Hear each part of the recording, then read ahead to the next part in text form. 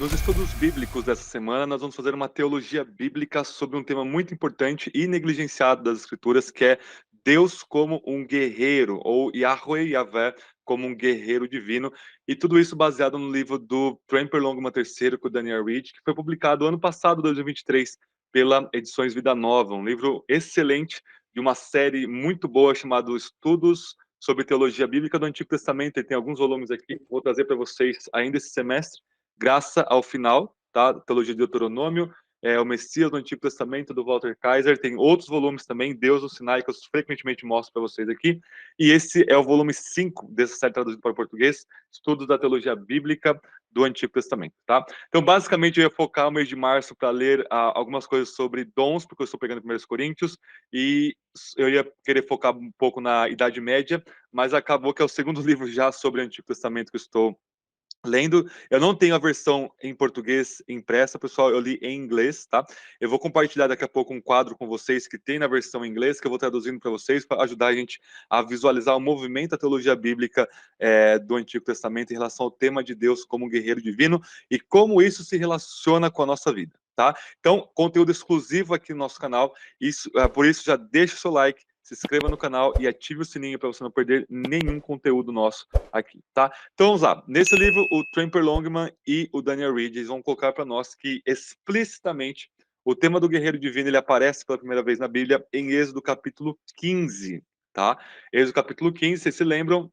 As 10 pragas do Egito, Deus liberta Israel, abrindo o Mar Vermelho, Israel passa seco, o mar engole os egípcios, Deus fazendo tudo isso para sua glória, salvando e julgando, salvando seu povo, julgando seus inimigos, né?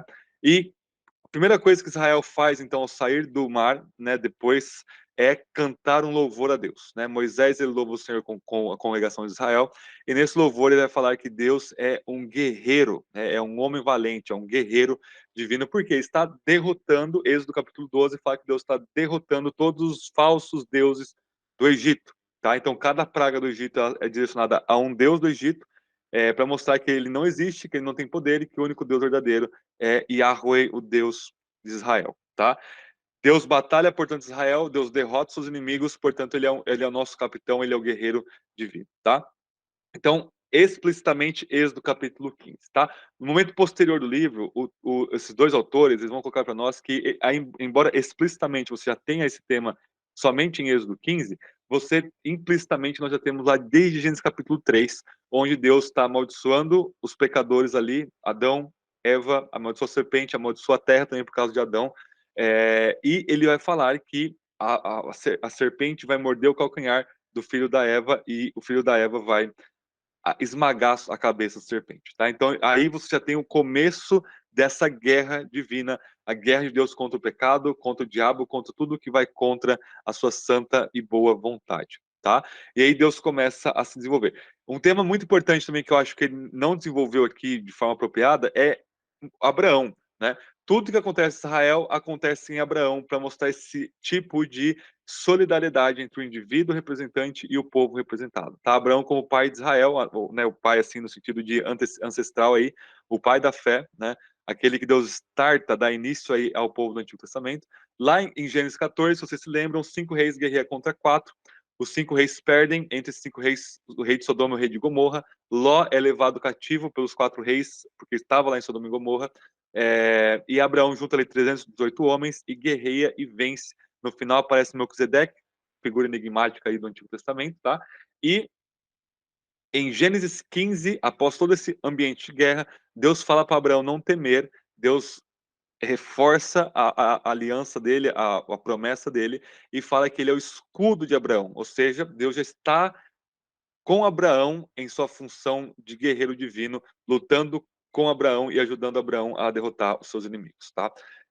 Depois, em Gênesis 32, se me falha a memória, eu acho que é isso daí, basicamente Jacó, Israel, portanto o pai das 12 tribos, pai da nação, neto de Abraão, ele luta com Deus, né? Ele luta com Deus em forma de anjo e para o bem de Israel, de Jacó, né?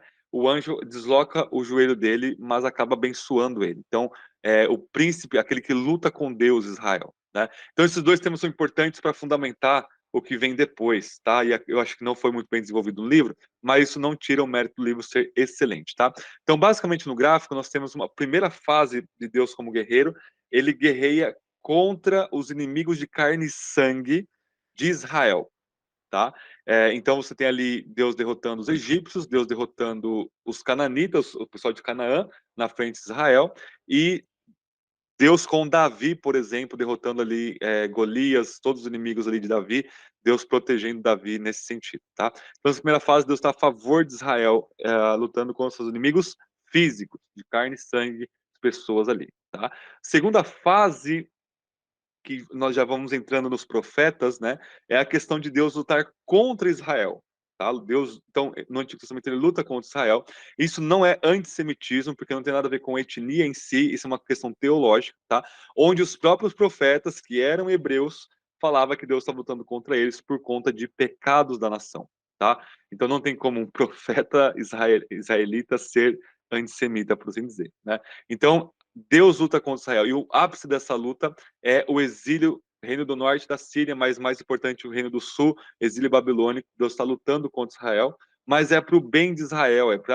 Eles vão para o exílio, mas no exílio Deus iria circuncidar o coração deles, dar o seu espírito a eles, renovar todas as coisas através de Israel. Tá? Então Deus luta contra o seu povo, quando o seu povo está em infidelidade em relação a ele, igual Jesus, lá em Apocalipse, luta contra as igrejas infiéis. Ele fala lá em Apocalipse, tem uma espada afiada na sua boca, e se o pessoal lá não se arrependesse, ele iria e guerrearia contra aquelas igrejas. Ali, no caso, 5 delas estavam ruins, de 7, né? Só Esmirna e Filadélfia que estavam assim numa boa situação, as outras estavam ruins. Jesus falando que está lutando contra eles nesse sentido, tá? Então é para purificar Israel, para purificar a igreja, para o bem de Israel, igual Deus lutou com Jacó lá em Gênesis, né?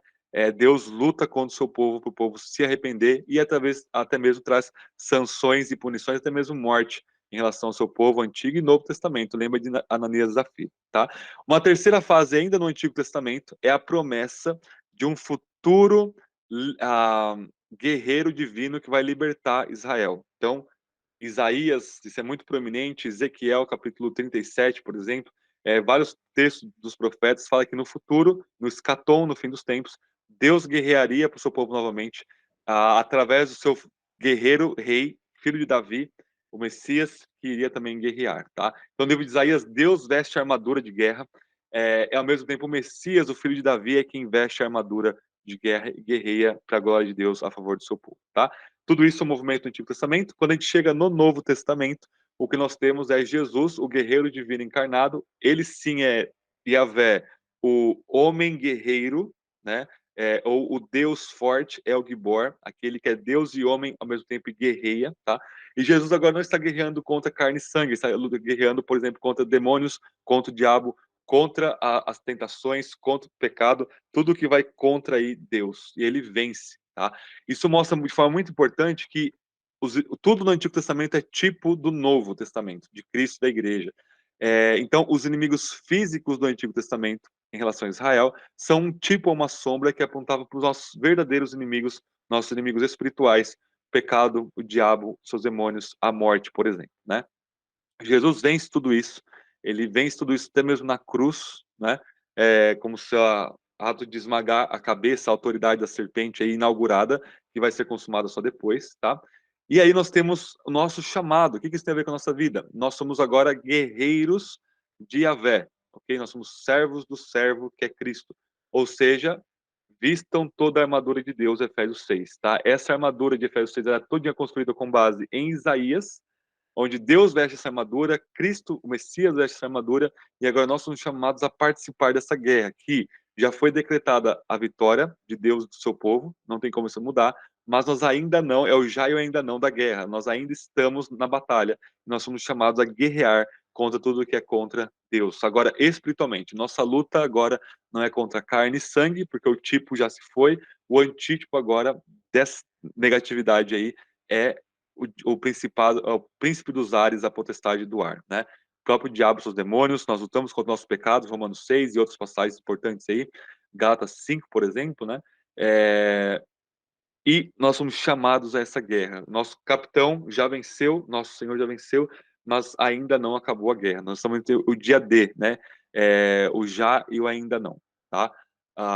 Tudo bem, gente? Isso finaliza Apocalipse 19, Cristo como guerreiro divino, rasga os céus num cavalo branco e desce para derrotar com o sopro da sua boca todos os inimigos de Deus de forma consumada e estabelecer o reino de Deus, tá? Então, contra a violência do mal, né, exige-se um certo tipo de violência santa da parte de Deus, Antigo e Novo Testamento, e agora nossa luta não é física, nossa luta é espiritual e nós somos chamados a essa guerra, tá? Então esse livro é muito importante, eu apenas fiz um resumo, um panorama ali para vocês, ele vai argumentar muito mais, dar um monte de textos bíblicos extremamente iluminadores para esse tema, tá? E vai fazer as conexões de forma muito boa aí, Antigo e Novo Testamento, apesar de ser uma série sobre teologia bíblica do Antigo Testamento, o foco é o Antigo Testamento, ela traz aí uma parte só sobre o Novo Testamento, desenvolvendo os sinóticos, Paulo, Apocalipse, de forma muito boa, tá? Então fica a minha indicação de livro para vocês aí, e esse tema para nós refletirmos. A gente sempre traz a indicação de livro, mas não é só, ó, gente, que legal, compra esse livro aqui,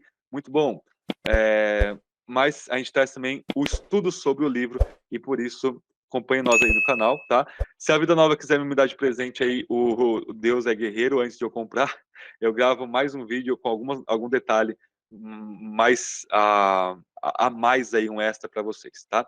Então é isso aí, pessoal. Deus abençoe vocês. Não se esqueçam que no nosso canal de membros aqui do YouTube, nós estamos vendo uma série sobre o Êxodo, tá? E a gente viu na aula passada, já tá lá tá aqui no nosso canal de membros, já upei ela. Uma teologia bíblica de Êxodo 15 ao 18, que envolve todo esse tema da guerra divina, e eu entro nesse tema. Você que é inscrito no nosso canal de membros, você já viu essa aula, se você não viu, você vai ver, é um pouco mais detalhado essa questão de como o Êxodo 15 ressoa e é cumprido no restante das escrituras, tá? Então, se você quiser estudar a Bíblia com seriedade, você entra lá, Seminário Avançado de Teologia, aqui no nosso canal de membros, no nosso canal aqui mesmo, William Orlandi, e nós temos também o nosso curso de grego que está acontecendo aí, eu estou gravando as aulas semanalmente, uma metodologia inovadora, um método de você aprender mesmo a falar o grego, a pensar em grego e ler com naturalidade o grego bíblico, tá? E não apenas ficar memorizando regrinha gramatical, tá? Então é isso aí, pessoal. Tudo isso um preço acessível para vocês. Espero que vocês estejam gostando aí. Deus abençoe. Até o nosso próximo vídeo.